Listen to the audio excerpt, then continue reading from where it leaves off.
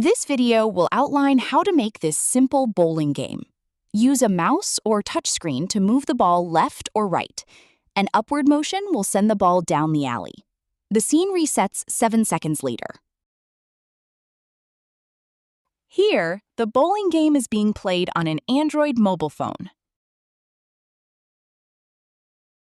There is a guide to making a bowling game in the Babylon.js documentation. The guide was roughly followed and adapted with the help of AI. A sphere is made dynamic, so it is affected by gravity.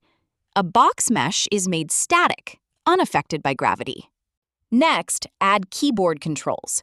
The left key moves the sphere to the left, the right key to the right. The up key applies an impulsive force. The ball and alley are made by code, but the skittle has to be loaded into the scene as a model in the GLB format. The skittle model is cloned to create an array of skittles or pins. Physics is applied to each pin, then they are positioned in a typical 10-pin bowling arrangement. The keyboard controls are replaced by pointer controls, which allow the game to be played on a desktop or touchscreen device. This is my GitHub area, where you can download the code for all my projects. Click the link for the bowling repository. Scroll down to the README file.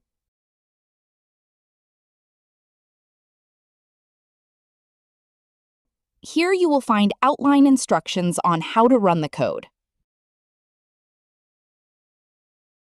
Click on the main.js file and scroll down to the physics section. The Havok plugin is used to enable physics in the scene.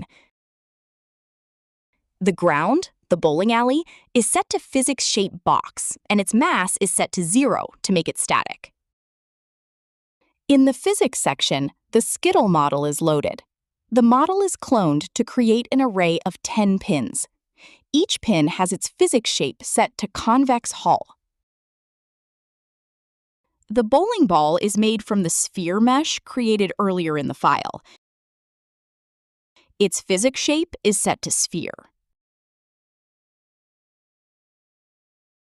The game can be played and links can be found at my website, ianscott.co.uk.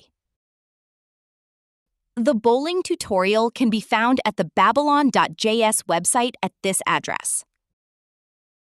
Thanks for watching, and goodbye.